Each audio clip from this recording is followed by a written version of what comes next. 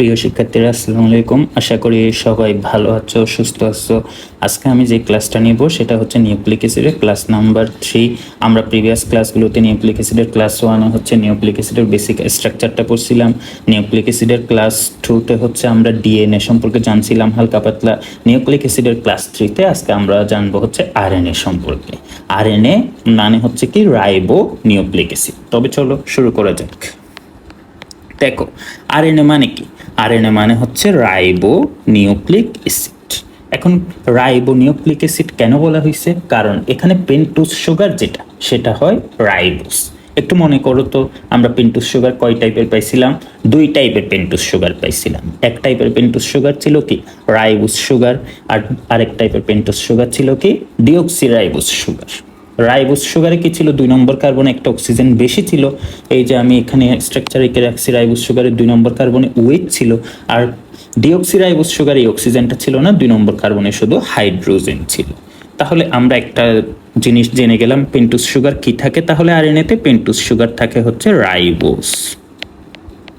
এরপর দেখো আরএনএ যেটা আমরা ডিএনএ যখন পড়ছি, ডিএনএতে পলিনিউক্লিওটাইড সুতা কয়টা পাইছি আমরা? ডিএনএতে পলিনিউক্লিওটাইড সুতা আমরা 2টা পাইছিলাম, কিন্তু আরএনএতে আমরা পলিনিউক্লিওটাইড সুতা পাবো এভাবে একটা।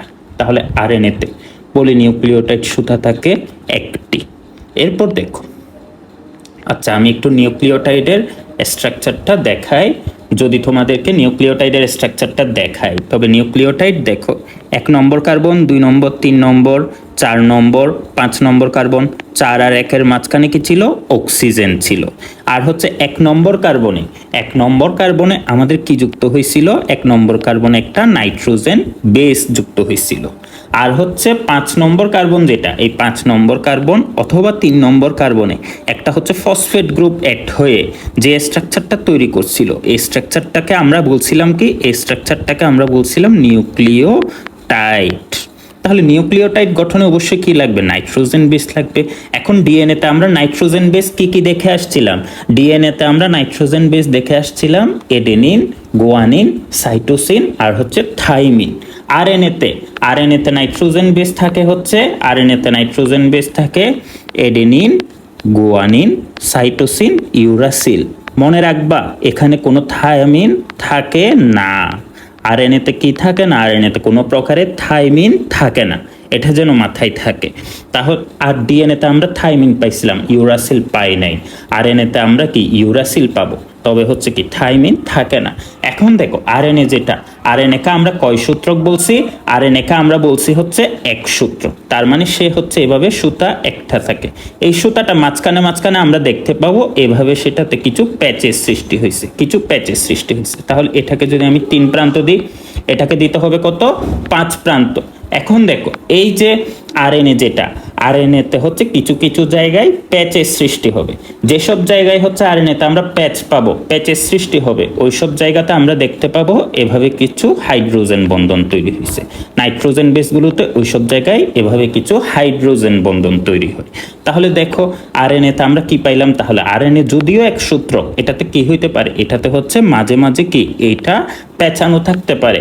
আরএনএ যদি পেঁচানো থাকতে পারে তবে এটাতে মনে রাখবা হাইড্রোজেন বন্ড সৃষ্টি হয়, এটাতে হাইড্রোজেন বন্ড সৃষ্টি হয়। আরএনএ যখন পেঁচানো থাকে এটাতে হাইড্রোজেন বন্ড সৃষ্টি হয়। হাইড্রোজেন বন্ড কি কি সৃষ্টি হয়?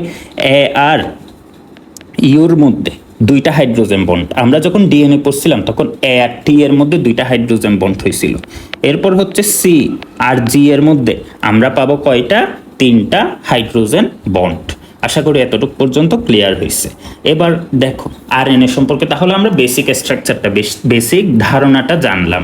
এবার হচ্ছে আরএনএ কয় টাইপের হইতে পারে? মনে রাখবা আরএনএ যেটা, আরএনএ হইতে পারে 5 টাইপের। আরএনএ 5 প্রকারের হইতে পারে। 5 প্রকারের কি কি আরএনএ হইতে পারে? আমি প্রথমে নামগুলো বলবো, এরপর আমি তোমাদের ডিটেইলসে বলবো কি কি আরএনএ আছে। 5 টাইপের আরএনএ আছে। দেখো কি কি আছে। একটা হচ্ছে টিআরএনএ, যেটাকে আমরা বলবো ট্রান্সফার। কেন ট্রান্সফার আরএনএ বলা হয় সেটা কিন্তু একটু পরে ক্লিয়ার হবে। আরেক টাইপের আরএনএ আছে হচ্ছে এমআরএনএ, যেটাকে বলা হয় হচ্ছে মেসেঞ্জার আরএনএ। কেন মেসেঞ্জার বলা হয় সেটাও একটু পরে জানা যাবে। আরেক টাইপের আরএনএ হচ্ছে আরআরএনএ বা হচ্ছে রাইবোজোমাল আরএনএ। কারণ সে রাইবোজোম তৈরি করে, একটু পরে আমরা দেখব। আরেক টাইপের আরএনএ হচ্ছে জেনেটিক আরএনএ, যে হচ্ছে বংশগতীয় তথ্য বহন করে। এই টাইপের আরএনএ কে বলবো আমরা জেনেটিক আরএনএ। আরেক টাইপের আরএনএ হচ্ছে আছে মাইনর আরএনএ, যে হচ্ছে এনজাইম হিসেবে কাজ করে। তাহলে আরএনএ টোটাল এই 5 প্রকার হইতে পারে। আমরা ফার্স্টে এই নামগুলো মনে রাখি, এরপর আমরা একটা একটা করে ডিটেলসে জানবো। এখন আরএনএ এর টাইপগুলোকে ডিটেলসে আলোচনা করার আগে আমাদের জানতে হবে আরএনএ ফার্স্টে হচ্ছে প্রোটিন কিভাবে তৈরি হয়। আমি বলি এটা হচ্ছে আমরা ট্রান্সলেশনে ক্লিয়ার হবে। ডিএনএ ট্রান্সলেশন যখন আমরা পড়বো তখন এই টপিকটা এমনিই অটো ক্লিয়ার হয়ে যাবে। তবে আপাতত আরএনএ বোঝার জন্য আমাদের হালকা লাগবে, পুরাটা লাগবে না। আবার বলি, পুরাটা হচ্ছে আমরা ডিএনএ ট্রান্সলেশনে ক্লিয়ারলি বুঝবো। আপাতত আমার প্রোটিন সৃষ্টির হালকা একটা যে পয়েন্ট লাগবে সেটা আমি বলতেছি। দেখো, প্রোটিন যেটা মনে রাখবো আমরা, প্রোটিন হচ্ছে পলিমার। পলিমার মানে কি? পলিমার মানে হচ্ছে সে অসংখ্য ছোট ছোট অণু যুক্ত হয়ে দৈত্যাকার একটা অণু গঠন করলে তবে সেটাকে আমরা বলি কি? পলিমার। তাহলে প্রোটিন যেহেতু পলিমার, প্রোটিনও তাহলে কি হবে? এভাবে অসংখ্য ছোট্ট ছোট্ট ছোট্ট ছোট্ট মনোমার পরস্পরের সাথে যুক্ত হয়ে কি গঠন করবে? পলিমার গঠন করবে, প্রোটিন গঠন করবে। এখন প্রোটিনের ক্ষেত্রে যে ছোট্ট ছোট্ট মনোমারগুলো আছে এগুলো হচ্ছে অ্যামিনো অ্যাসিড। অর্থাৎ কি হয়? অনেকগুলো অ্যামিনো অ্যাসিড এভাবে একটার সাথে আরেকটা যুক্ত হয়ে কি গঠন করে ফেলে? প্রোটিনের একটা স্ট্রাকচার গঠন করে ফেলে। এবার দেখো, প্রোটিন সৃষ্টি হয় কোথায়? প্রোটিন সৃষ্টি হয় হচ্ছে, মনে রাখবো আমরা, রাইবোজোমে। দেখো, এটা হচ্ছে একটা সাপোজ কোষ। একটা কোষের মধ্যে আমি যেটা ইয়েলো কালারটা হচ্ছে কি নিউক্লিয়াস, আর হচ্ছে বাইরে যেটা আছে এটা হচ্ছে কি তার সাইটোপ্লাজম। নিউক্লিয়াসের মধ্যে ক্রোমোজোম আছে, নিউক্লিওলাস আছে, আর সাইটোপ্লাজমের মধ্যে একটা হচ্ছে প্রোটিন ফ্যাক্টরি আছে। জানা আছে প্রোটিন ফ্যাক্টরিটা কি? নিউক্লিয়াসের সাইটোপ্লাজমের মধ্যে আমরা এভাবে একটা প্রোটিন ফ্যাক্টরি পাবো, যেটাতে হচ্ছে প্রোটিন তৈরি হয়। এই যেই জায়গায় প্রোটিন তৈরি হয়, এটা এই স্ট্রাকচারটাকে আমরা বলি রাইবোজোম। ঠিক আছে? এখন দেখো, এখানে প্রোটিন তৈরি হবে কিভাবে? প্রোটিন তৈরি হবে অনেকগুলা অ্যামিনো অ্যাসিড পরস্পরের সাথে সংযুক্ত হয়ে কি সৃষ্টি করবে? প্রোটিন সৃষ্টি করবে। এই অ্যামিনো অ্যাসিডগুলা সাইটোপ্লাজমে হচ্ছে এভাবে ছড়ানো ছিটানো অবস্থায় থাকে, এভাবে ছড়ানো ছিটানো অবস্থায় থাকে। এখন দেখো, রাইবোজোম তো নিজে নিজে আর প্রোটিন তৈরি করে ফেলতে পারবে না। রাইবোজোমের একটা সিগন্যাল লাগবে, অবশ্যই প্রোটিন তৈরির জন্য তার একটা সিগন্যাল লাগবে। সিগন্যালটা আসবে হচ্ছে নিউক্লিয়াস থেকে। এখন দেখো, সিগন্যালটা তো আর নিউক্লিয়াস থেকে ডিরেক্ট সরাসরি চলে আসতে পারবে না রাইবোজোমের কাছে। কেউ না কেউ তো এই বার্তাটা, এই মেসেজটা বহন করে নিয়ে আসতে হবে। আগেকার দিনে কি ছিল? রাজা বাদশারা যখন হচ্ছে কোনো টেলিভিশন ছিল না, তারা সংবাদ প্রেরণ করতো কিভাবে? এক রাজ্য থেকে আরেক রাজ্যে। তারা হচ্ছে কি কিছু দূত বা হচ্ছে মেসেঞ্জার ছিল, যারা হচ্ছে মেসেজ বহন করে নিয়ে যেত এক জায়গা থেকে আরেক জায়গায়। তাহলে কোষের মধ্যেও এরকম কিছু দূত আছে, যারা হচ্ছে প্রোটিন তৈরির বার্তাটা, প্রোটিন তৈরির মেসেজটা নিউক্লিয়াস থেকে রাইবোজোমের কাছে নিয়ে যাবে। তাহলে আমি যদি দেখাই, দেখো, কোষের মধ্যে এভাবে কিছু মেসেঞ্জার আছে, আমি যেটাকে পেস্ট কালার করে দিলাম। এই মেসেঞ্জারগুলো নিউক্লিয়াস থেকে রাইবোজোমের কাছে প্রোটিন তৈরির বার্তাটা নিয়ে আসবে। যে হচ্ছে নিউক্লিয়াস থেকে রাইবোজোমের কাছে প্রোটিন তৈরির বার্তাটা নিয়ে আসবে, তাকে আমরা বলবো হচ্ছে মেসেঞ্জার আরএনএ বা হচ্ছে এমআরএনএ। ঠিক আছে? আমরা একটু আগে পড়ছিলাম, দেখো মনে আছে কিনা, মেসেঞ্জার আরএনএ। তাহলে মেসেঞ্জার আরএনএ কি? নিউক্লিয়াস থেকে রাইবোজোমে সে কি প্রোটিন তৈরির বার্তা নিয়ে আসে। আশা করি ক্লিয়ার হয়েছে। কারণ বার্তা ছাড়া তো, সিগন্যাল ছাড়া তো রাইবোজোম নিজে নিজে কাজ করবে না। এবার সিগন্যাল আসলো, প্রোটিন তৈরির কাঁচামাল অর্থাৎ অ্যামিনো অ্যাসিডটা আসতে হবে না রাইবোজোমের কাছে। বার্তা এসে বসে থাকলে তো হবে না, কাজ করার জন্য কাঁচামালটা লাগবে, কাজ করার জিনিসটা লাগবে। তাহলে অ্যামিনো অ্যাসিডটা সাইটোপ্লাজম থেকে রাইবোজোমের কাছে আসতে হবে। তাহলে কেউ না কেউকে লাগবে যে হচ্ছে কি অ্যামিনো অ্যাসিডটা নিয়ে আসবে, সাইটোপ্লাজম থেকে অ্যামিনো অ্যাসিডটা নিয়ে আসবে কোথায়? রাইবোজোমের কাছে। তাহলে আমি যদি দেখাই, এর স্ট্রাকচারটা হচ্ছে এই টাইপের। আমি একটু পরে স্ট্রাকচারটা আঁকা শিখাই দেব, আর নামটাও বলে দিচ্ছি। এভাবে কিছু জিনিস আছে যারা হচ্ছে কি এই অ্যামিনো অ্যাসিডগুলোকে ধরে ধরে এভাবে রাইবোজোমের কাছে নিয়ে আসে। এখন যে স্ট্রাকচারগুলো অ্যামিনো অ্যাসিডকে ধরে ধরে রাইবোজোমের কাছে নিয়ে আসতেছে সেটাকে আমরা বলে থাকি টিআরএনএ বা হচ্ছে ট্রান্সফার আরএনএ। কেন ট্রান্সফার বললাম? কারণ সে ট্রান্সফার করতেছে। কি ট্রান্সফার করতেছে? অ্যামিনো অ্যাসিড ট্রান্সফার করতেছে। কোত্থেকে কোথায়? সাইটোপ্লাজম থেকে রাইবোজোমের কাছে। আর যে হচ্ছে নিউক্লিয়াস থেকে মেসেজটা নিয়ে আসতেছে সেইও হচ্ছে এক টাইপের আরএনএ। এই আরএনএটাকে বলা হয় হচ্ছে মেসেঞ্জার আরএনএ। তাহলে আশা করি ক্লিয়ার হয়েছে এই দুইটা আরএনএ। আমাদের এই দুইটা আরএনএ ডিটেইলসে জানতে হবে। তাহলে দেখো, যেটা মেসেঞ্জার আরএনএ সে কি করে? নিউক্লিয়াস থেকে রাইবোজোমে প্রোটিন তৈরির বার্তাটা নিয়ে আসে। আর যেটা ট্রান্সফার আরএনএ, সে কি ট্রান্সফার করে সাইটোপ্লাজম থেকে এমিনো অ্যাসিড, এ ধারা আমি বোঝাচ্ছি এমিনো অ্যাসিড, এমিনো অ্যাসিডকে সে রাইবোজোমে নিয়ে আসে। আমি এখানে এই যেগুলো আঁকছি এগুলো হচ্ছে কি amino acid. Amino acid normally থাকে সাইটোপ্লাজমে, এই এমিনো অ্যাসিডকে সাইটোপ্লাজম থেকে ধরে ধরে রাইবোজোমের কাছে নিয়ে আসে হচ্ছে ট্রান্সফার আরএনএ। তাহলে আশা করি প্রোটিন তৈরির মেকানিজমটা বেসিকটা বোঝা গেছে। প্রোটিন তৈরি আমরা ডিটেলসে পড়বো, আবার বলি কোথায়, ডিএনএ ট্রান্সলেশন আসবে, এই চ্যাপ্টারে আছে টপিকটা। এবার দেখো এই যে রাইবোজোমের মধ্যে দেখো একটা জায়গায় এমআরএনএ, মেসেঞ্জার আরএনএ আর ট্রান্সফার আরএনএ পরস্পরের সাথে অ্যাটাচ হয়েছে। এই যে যেই জায়গাটা আমি হাইলাইট করে দিচ্ছি, এই জায়গায় খেয়াল করছো, মেসেঞ্জার আরএনএ আর হচ্ছে ট্রান্সফার আরএনএ পরস্পরের সাথে এই জায়গাটায় কিন্তু অ্যাটাচ হয়েছে। এই জায়গাটার একটা স্পেশাল নাম আছে, এই জায়গাটাকে আমরা বলি হচ্ছে কোডিং অঞ্চল। তাহলে দেখো এটা হচ্ছে টিআরএনএ, এটা হচ্ছে এমআরএনএ। তাহলে এই যে তারা অ্যাটাচ হয়েছে পরস্পরের সাথে, এই অংশটাকে, এই অঞ্চলটাকে আমরা বলবো কি, এই অঞ্চলটাকে আমরা বলবো কোডিং অঞ্চল। এখন দেখো কোডিং অঞ্চলে কিন্তু দুইজনের পার্ট আছে, টিআরএন এর পার্টও আছে, আবার হচ্ছে কি এমআরএন এর পার্টও আছে। তাহলে কোডিং অঞ্চলে টিআরএন এর পার্টও আছে, এমআরএন এর পার্টও আছে। কোডিং অঞ্চলে এমআরএন এর যে পার্টটা আছে, এমআরএন এর পার্টটাকে আমরা বলবো হচ্ছে কোডন। তাহলে কোডন হচ্ছে কি, কোডিং অঞ্চলে এমআরএন এর পার্ট, এমআরএন এর পার্ট। আর কোডিং অঞ্চলে দেখো, কোডিং অঞ্চলে টিআরএন এরও একটা পার্ট আছে, টিআরএন এর পার্টটাকে আমরা বলবো এন্টিকোডন, কোডনের বিপরীত। তাহলে এন্টিকোডনটা হচ্ছে কি টিআরএনএ এর পার্ট। এই এন্টিকোডন আর হচ্ছে কোডন পরস্পরের সাথে মিলে কি গঠন করছে, কোডিং অঞ্চলটা গঠন করছে। তাহলে আশা করি ক্লিয়ার হয়েছে। এবার তাহলে আমরা প্রোটিন সৃষ্টি আশা করি মোটামুটি বুঝতে পারছি। এবার আমরা হচ্ছে এক একটা আরএনএ ডিটেলস অল্প অল্প করে জানবো। ফার্স্টে আমরা যেটা জানবো সেটা হচ্ছে কি ট্রান্সফার আরএনএ বা হচ্ছে টিআরএনএ। কিছু এমসিকিউ জেনে রাখতে হবে আমাদের আগে। কোষের মধ্যে টিআরএনএ থাকে হচ্ছে 31 থেকে 42 ধরনের। দেখো মানুষের মধ্যে সাদা মানুষ আছে, কালো মানুষ আছে, বাদামি, শ্যামলা, মিউলেটো এই টাইপের মানুষ আছে, মানুষ অনেক ধরনের আছে। তেমনি টিআরএনএও হচ্ছে অনেক টাইপের আছে। টিআরএনএ সাধারণত 31 থেকে 42 ধরনের আছে।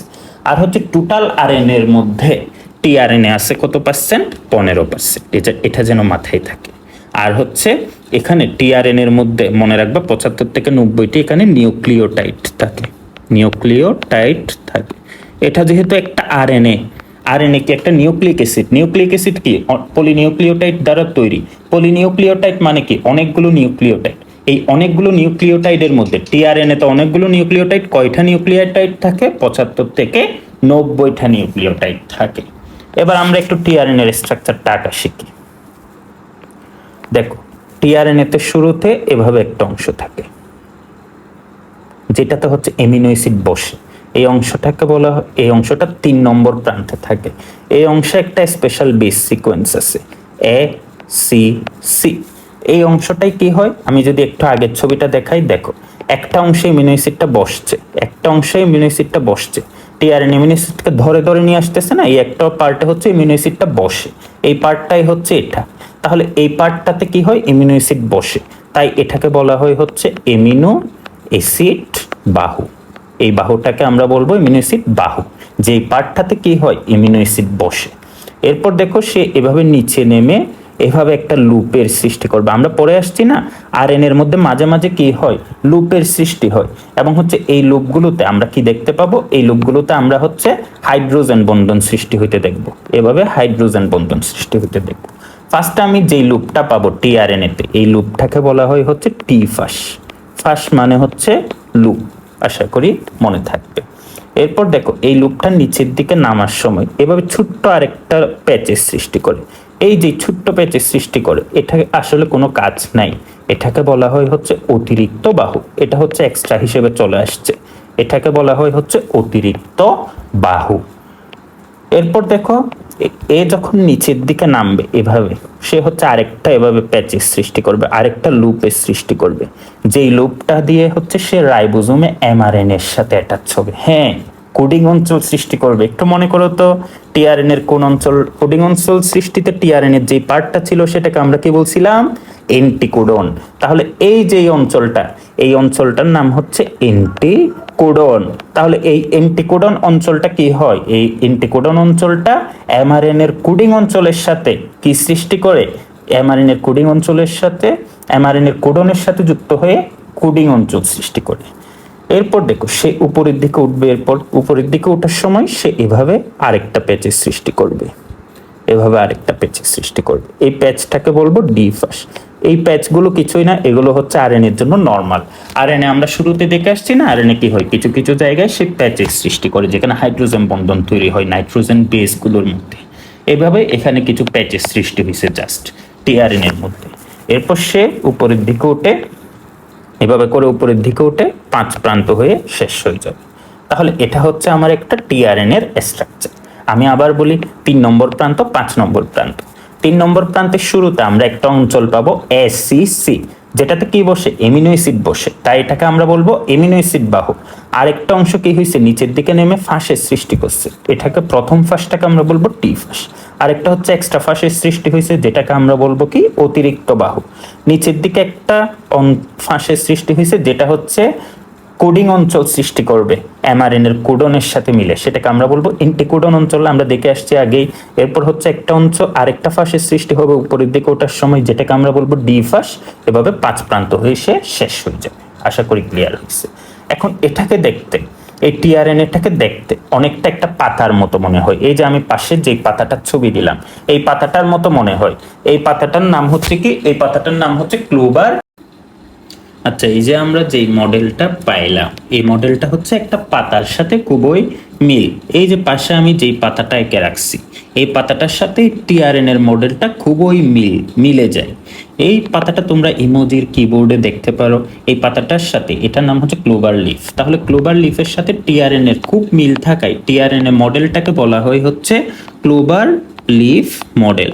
এই মডেলটাকে আমরা বলবো ক্লোভার লিফ মডেল। তাহলে ক্লোভার লিফ মডেল মানে কি, ক্লোভার লিফ মডেলটা হচ্ছে টিআরএন এর একটা মডেল, যেটা হচ্ছে একটা পাতার মতো, একটা ক্লোভার লিফের মতো বলে এটাকে বলা হয় ক্লোভার লিফ মডেল। তাহলে এই হচ্ছে আমাদের টিআরএনএ, টিআরএনএ বা হচ্ছে কি ট্রান্সফার আরএনএ। তাহলে আমরা প্রথম আরএনএটা পড়ে ফেললাম, ট্রান্সফার আরএনএ। এরপর আমরা দেখব হচ্ছে মেসেঞ্জার আরএনএ। অলরেডি তোমরা কিন্তু বুঝে গেছো মেসেঞ্জার আরএনএ সম্পর্কে বেসিকটা। মেসেঞ্জার আরএনএ কি করে, মেসেঞ্জার আরএনএ হচ্ছে মেসেজ বহন করে। থেকে কোথায় মেসেজ বহন করে, নিউক্লিয়াস থেকে রাইবোজোমের কাছে সে হচ্ছে কি মেসেজ নিয়ে আসে।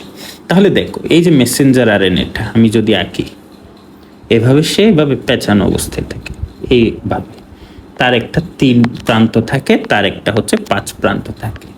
এই এমআরএনএ এর মধ্যে আমরা এভাবে তিনটা নাইট্রোজেন বেস একসাথে পাবো, তিনটা নাইট্রোজেন বেস একসাথে, তিনটা নাইট্রোজেন বেস একসাথে। এই তিনটা নাইট্রোজেন বেস একসাথে হচ্ছে একটা এমিনো অ্যাসিডের সংকেত বহন করে। এভাবে তিনটা একসাথে, তিনটা এমিনো অ্যাসিড কি করবে, একটা তিনটা এমিনো অ্যাসিড, তিনটা নাইট্রোজেন বেস একটা এমিনো অ্যাসিডের সিগন্যাল বহন করবে।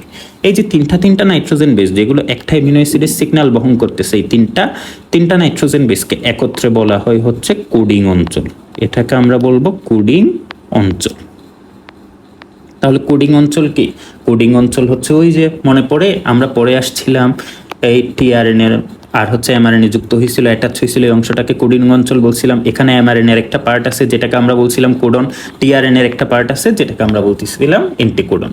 তাহলে এই যে এগুলো কোডিং অঞ্চল না, সরি, এটাকে আমরা বলবো হচ্ছে কোডন। তিনটা নাইট্রোজেন বেসকে একত্রে আমরা বলবো কোডন, যারা হচ্ছে এক একটা অ্যামিনো অ্যাসিডের জন্য সংকেত বহন করে। এবার দেখো 3 নম্বর প্রান্তের দিকে একটা খালি জায়গা থাকবে, যেখানে কোনো ধরনের বেস থাকবে না, কোনো ধরনের কোডন থাকবে না, অর্থাৎ কোনো ধরনের সিগন্যাল থাকবে না। 5 নম্বর প্রান্তের দিকেও একটা খালি জায়গা থাকবে, যেটা আমি রেড মার্ক করে দিলাম। এই জায়গায় কিন্তু কোনো সিগন্যাল থাকবে না, প্রোটিন তৈরির জন্য কোনো ধরনের সংকেত থাকবে না। এই যে 3 প্রান্তের যে অংশটা, 3 প্রান্তের একটা অংশ হচ্ছে কি সংকেত নেই কোনো ধরনের, এটাকে বলা হয় হচ্ছে 3 ট্রেইলার। ট্রেইলার মানে হচ্ছে পিছনের দিকে, যেহেতু 3 পিছনের দিকে থাকে তাই এই প্রান্তটাকে বলা হয় 3 ট্রেইলার। এটা হচ্ছে কি, এটা হচ্ছে একটা নন কোডিং অঞ্চল। নন কোডিং অঞ্চল মানে কি, নন কোডিং অঞ্চল মানে হচ্ছে কি সে হচ্ছে প্রোটিন তৈরির কোনো সিগন্যাল বহন করে না। আর হচ্ছে 5 নম্বর প্রান্তেও আমরা একটা নন কোডিং অঞ্চল পাবো, সেটাকে আমরা বলবো হচ্ছে 5 লিডার। তাহলে 5 লিডার আর হচ্ছে 3 ট্রেইলার। ট্রেইলার মানে পিছনের দিকে, লিডার মানে সামনের দিকে। এই অংশগুলোতে কি হয়, কোনো ধরনের এভাবে আমরা কোনো কোডন পাবো না। কোডন মানে কি? কোডন মানে হচ্ছে তিনটা নাইট্রোজেন বেস, যারা হচ্ছে কি করবে, প্রোটিন তৈরি সিগন্যাল বহন করবে। তাহলে আমরা 3 নম্বর প্রান্তে এবং 5 নম্বর প্রান্তে শেষের দিকে কিছু কিছু খালি জায়গা পাবো, যেখানে কোনো ধরনের বেস পেয়ার থাকবে না, যেখানে কোনো ধরনের সংকেত থাকবে না, সিগন্যাল থাকবে না প্রোটিন তৈরির। 3 নম্বর প্রান্তের অংশটাকে আমরা বলবো কি 3 ট্রেইলার, আর 5 নম্বর প্রান্তের অংশটাকে আমরা বলবো 5 লিডার। তাহলে এই হচ্ছে এমআরএনএ বা হচ্ছে মেসেঞ্জার আরএনএ। মনে রাখবা, কোষের মধ্যে মেসেঞ্জার আরএনএ থাকে হচ্ছে কত, 5 থেকে 10%। আর যেটা ট্রান্সফার আরএনএ সেটা ছিল কত পার্সেন্ট, 15%। আমরা অলরেডি পরে আসছি, আশা করি ক্লিয়ার হয়েছে মেসেঞ্জার আরএনএ পর্যন্ত। তাহলে মেসেঞ্জার আরএনএর কাজ কি হবে, বার্তা বহন করা। কিসের বার্তা বহন করা? প্রোটিন তৈরির বার্তা বহন করা। থেকে কোথায়? নিউক্লিয়াস থেকে রাইবোজোমের কাছে। আশা করি ক্লিয়ার হয়েছে। এই দুইটা আরএনএ আমাদের ডিটেলসে জানতে হবে। তাহলে আমাদের টিআরএনএ গেল, এমআরএনএ গেল। এবার আমরা পড়বো আরআরএনএ বা হচ্ছে রাইবোজোমাল আরএনএ। রাইবোজোমাল আরএনএ যেটা, রাইবোজোমাল আরএনএ এগুলো থেকে, এই তিনটা আরএনএ থেকে আমরা শুধু কাজগুলো মনে রাখবো। যেটা হচ্ছে রাইবোজোমাল আরএনএ, নামেই বলে দিচ্ছে সে কি রাইবোজোম তৈরিতে হেল্প করবে, রাইবোজোম তৈরিতে সাহায্য করবে। আর এই রাইবোজোমাল আরএনএ থাকে হচ্ছে কোষের মধ্যে 80 থেকে 90%, 80 থেকে 90%। আর তার কাজ হচ্ছে কি রাইবোজোম তৈরিতে সাহায্য করা। এরপর 4 নম্বর টাইপ আমরা কি পাইছিলাম, জেনেটিক আরএনএ বা হচ্ছে জিআরএনএ। জেনেটিক আরএনএ মানে কি, দেখো আমাদের বংশগতির বৈশিষ্ট্য বাচ্চা কাচ্চা মাতা পিতা থেকে সন্তান সন্ততিতে আসে কিভাবে, আসে হচ্ছে কি ডিএনএর মাধ্যমে। ডিএনএর একটা উপাদান হচ্ছে জিন, জিনের মাধ্যমে আসে। এখন কিছু কিছু জীবে আমরা পাবো হচ্ছে কোনো ধরনের ডিএনএ নেই, ওমা তাদেরকে বংশগতির বৈশিষ্ট্য মাতা পিতা থেকে সন্তান সন্ততিতে যাইতে হবে না? অবশ্যই যাইতে হবে। তাহলে তাদের ক্ষেত্রে বিকল্প হিসেবে আছে হচ্ছে জেনেটিক আরএনএ। তাহলে কিছু জীবে আমরা বংশগতির উপাদান হিসেবে কোনো ডিএনএ পাবো না, তাদের ডিএনএ থাকে না। যাদের এই ডিএনএটা থাকে না তাদের হচ্ছে জেনেটিক আরএনএ এই কাজটি করে থাকে, অর্থাৎ বংশগতির কাজটি করে থাকে। মাতা পিতা থেকে বংশগতির বৈশিষ্ট্যটা সন্তান সন্ততিতে পাঠায়। তাহলে গেল 4 নম্বর আরএনএ। আমি আবার বলতেছি, আরএনএ এর মধ্যে দুইটা আমাদের ডিটেইলসে লাগবে, ট্রান্সফার আর এমআরএনএ। বাকিগুলো আমরা জাস্ট মনে রাখবো এমসিকিউর জন্য। এরপর লাস্ট আরেকটা আমরা কি পাইছি, মাইনর আরএনএ। মাইনর মানে কি, মাইনর মানে হচ্ছে অল্প, ছোট। কেন এর নাম মাইনর দেওয়া হয়েছে, কারণ মাইনর আরএনএ আমরা কোষে খুব কম পরিমাণে পাবো। কিছু কিছু কোষে আমরা এমনও দেখবো কোনো ধরনের মাইনর আরএনএ নাই, তাই এটার সংখ্যা যেহেতু খুব রেয়ার, তাই এটাকে বলা হয় হচ্ছে মাইনর আরএনএ। আর মাইনর আরএনএ কি করে, মাইনর আরএনএর কাজ হচ্ছে এনজাইম তৈরি করা। এনজাইম হচ্ছে কি এক ধরনের জৈব প্রভাবক, অর্থাৎ হচ্ছে সে কি জৈব বিক্রিয়াকে ত্বরান্বিত করে। আমরা এগুলো সব সামনে পড়বো। তাহলে আশা করি আরএনএ পার্টটা ক্লিয়ার হয়েছে, তোমাদের ক্রিস্টাল ক্লিয়ার হয়েছে। তাহলে আবার বলি, আরএনএ কয় টাইপের ছিল, 5 টাইপের আরএনএ ছিল। কি কি?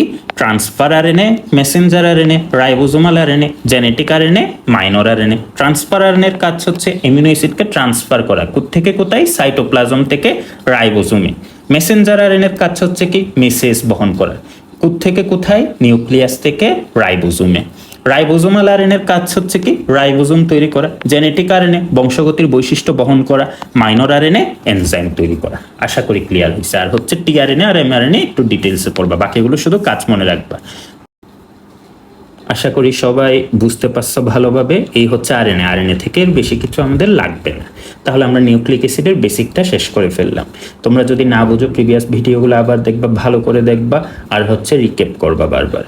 তাহলে আশা করি বুঝতে পারছো। নেক্সটে হচ্ছে আমরা ডিএনএ অনুলিপন বা রেপ্লিকেশন, ডিএনএ ট্রান্সক্রিপশন, ট্রান্সলেশন এগুলো নিয়ে আলোচনা করব। তাহলে আমরা নিউক্লিক অ্যাসিডের বেসিকটা শেষ করলাম, ডিএনএ আরএনএ মোটামুটি পড়লাম। আরএনএ থেকে এর বেশি কিছু লাগবে না। তাহলে সবাই ভালো থেকো, সুস্থ থেকো, আর হচ্ছে সুন্দরভাবে থেকো। আসসালামু আলাইকুম।